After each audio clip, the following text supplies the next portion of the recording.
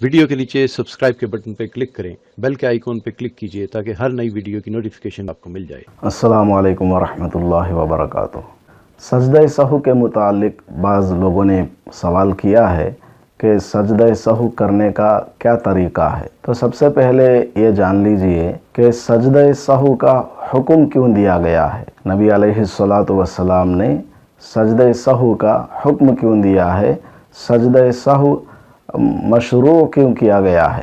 تو اس کا جواب یہ ہے کہ اللہ کے نبی علیہ الصلوۃ والسلام نے ارشاد فرمایا ہے، جب کوئی بندہ نماز پڑھنے لگتا ہے تو شیطان اس کی نماز میں خلل انداز ہو جاتا ہے اور اس کو شک اور شبہ میں ڈال کر کے اس کی رکعتوں کو بھلا دیتا ہے۔ سورہ فاتحہ کی جگہ اتحیات وہ پڑھ دیتا ہے، وسوسوں کی وجہ سے نماز کے اندر کوئی غلطی کر جاتا ہے، جس کی وجہ سے سجدہ سہو کرنے کا حکم دیا گیا تاکہ شیطان کی اس کوشش کو ناکام کر دیا جائے اور بندہ جو نماز پڑھ رہا ہے اس کی نماز کو صحیح بنا دیا جائے۔ چنانچہ مسلم شریف کی روایت میں ہے، ان احدکم اذا قام یصلی جاءہ الشیطان فلبس علیہ حتی لا یدری کم صلی۔ جب تم میں سے کوئی آدمی نماز پڑھنے کے لیے کھڑا ہوتا ہے تو شیطان اس کے پاس آتا ہے اور نمازی کو شبہ میں ڈال دیتا ہے، یہاں تک کہ اس کو پتہ نہیں چلتا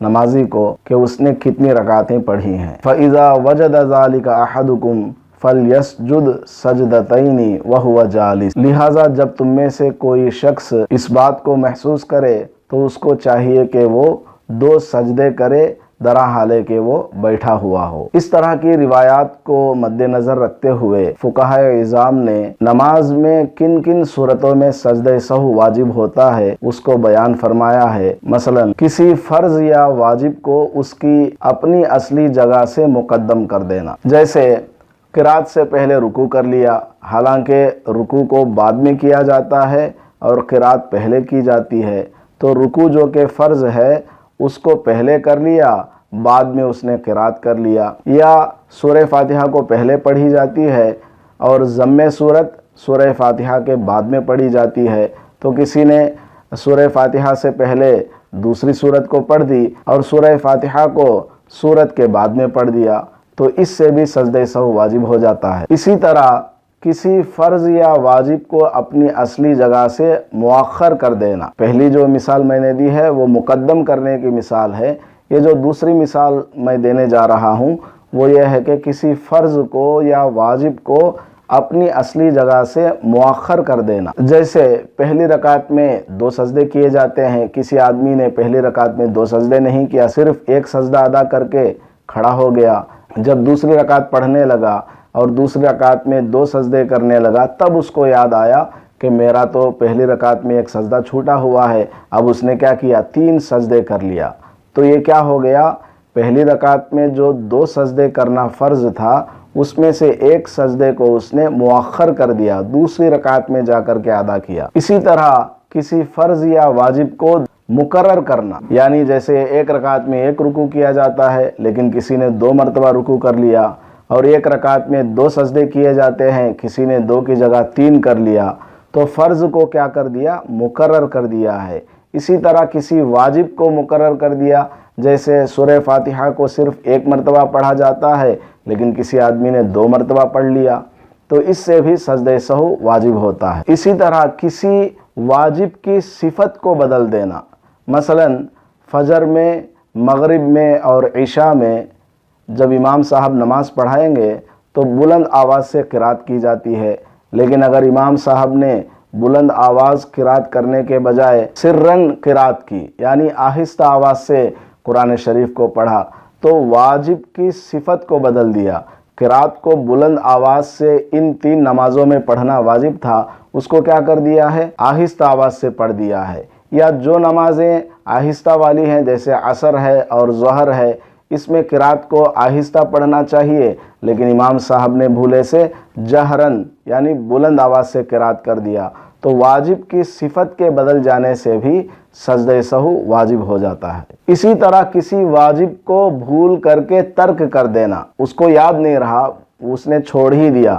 مثال کے طور پر دوسرے رکعت میں بیٹھ کر کے اتحیات کا پڑھنا واجب ہے، اگر کسی نے اتحیات کو پڑھنا چھوڑ دیا, اس کو یاد نہیں رہا کہ یہاں اتحیات پڑھنا ہے اور تیسری رکعت کے لیے وہ کھڑا ہو گیا, تو واجب کو چھوڑ دینے سے بھی سجدہ سہو واجب ہو جاتا ہے. اسی طرح سورہ فاتحہ کا پڑھنا واجب ہے, سورہ فاتحہ کو پڑھا ہی نہیں, اگلی سورت کو پڑھا پھر رکوع میں چلا گیا, یا سورہ فاتحہ کے بعد ایک سورت کو ملانا, ایک لمبی آیت کا پڑھنا یا 3 چھوٹی آیتوں کو پڑھنا, یہ بھی واجب ہے.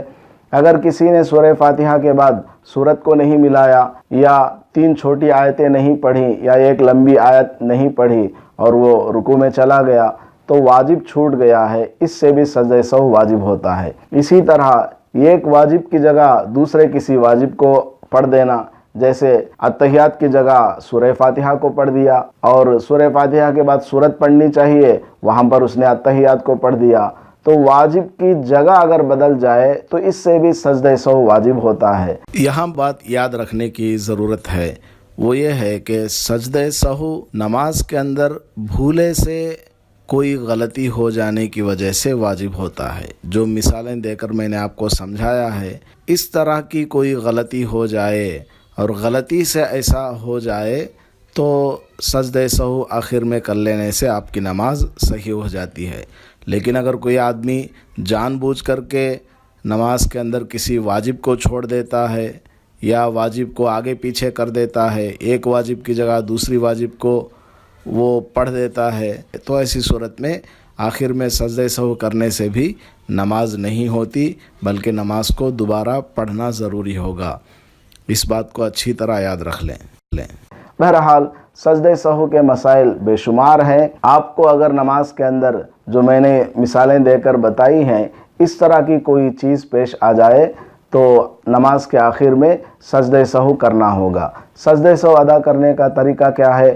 نماز کا جو آخری قاعدہ ہوتا ہے, چاہے 2 رکعت والی نماز ہو, چاہے 3 رکعت والی نماز ہو, چاہے 4 رکعت والی نماز ہو, چاہے فرض نماز ہو, وتر نماز ہو یا سنت نماز ہو, نماز کے آخری قاعدے میں بیٹھ کر کے اتحیات پڑھنا ہے. اتحیات پڑھنے کے بعد صرف ایک سلام پھیرنا ہے, السلام علیکم ورحمۃ اللہ. ایک سلام آپ نے پھیرا, اس کے بعد ایک سجدہ کریں گے, 3 مرتبہ یا 5 مرتبہ سبحان ربی الاعلیٰ کہیں گے, پھر بیٹھ جائیں گے, جلسہ ہوگا. اس کے بعد میں دوسرا سجدہ آپ کریں گے, پھر 3 یا 5 مرتبہ سبحان ربی الاعلیٰ کہیں گے, پھر بیٹھ جائیں گے اور اتحیات کو پڑھیں گے, درود ابراہیمی کو پڑھیں گے. اس کے بعد جو دعائے معصورہ پڑھی جاتی ہے اس کو پڑھنے کے بعد دونوں طرف سلام پھیر دینا ہے. اس طرح آپ کریں گے تو آپ کی نماز بالکل صحیح ہو جائے گی. سجدہ سہو کے بارے میں بہت سے لوگوں کو 99% نمازیوں کو سجدہ سہو کے مسائل نہیں معلوم ہیں. حالانکہ ہر مسلمان کے لیے ضروری ہے کہ وہ روزانہ جو مسائل پیش آتے ہیں, جیسے وضو ہے, غسل ہے, نماز ہے, اسی طرح رمضان آ گیا تو روزے کے مسائل ہیں, حج پر جا رہا ہے, عمرے پر جا رہا ہے, تو اس کے جو موٹے موٹے اور ضروری مسائل ہیں ان کا جان لینا ضروری ہے. نماز کے جو موٹے موٹے مسائل ہیں ان کو ضرور سیکھا کیجئے. انگلش میں بھی کتابیں موجود ہیں, اردو میں بھی کتابیں موجود ہیں, ہندی اور تیلگو جو زبان آپ جانتے ہیں ہر زبان میں آپ کو انٹرنیٹ پر کتابیں مل جاتی ہیں. آپ کسی اپنے علاقے کے معتبر عالم سے مشورہ کر کے کوئی ایک کتاب لے لیں اور اس کا مطالعہ کریں. نماز کے خاص کر مسائل, وضو کے, غسل کے مسائل کا آپ مطالعہ کریں گے اور گھر والوں کو بھی سناتے رہیں گے تو انشاءاللہ آپ پڑھ کر کے سنائیں گے, آپ کو بھی بات یاد ہو جائے گی اور دوسروں کو بھی بتائیں گے تو انشاءاللہ دوسروں کو بھی وہ بات یاد ہو جائے گی اور عمل کرنا ہمارے لیے آسان ہو جائے گا اور ہماری نماز بالکل صحیح ہو جائے گی. اللہ پاک ہمیں عمل کرنے کی توفیق نصیب فرمائے. آمین وآخر دعوانا الحمدللہ رب العالمین. ویڈیو کے نیچے سبسکرائب کے بٹن پہ کلک کریں, بیل کے آئیکن پہ کلک کیجئے تاکہ ہر نئی ویڈیو کی نوٹیفیکیشن آپ کو مل جائے.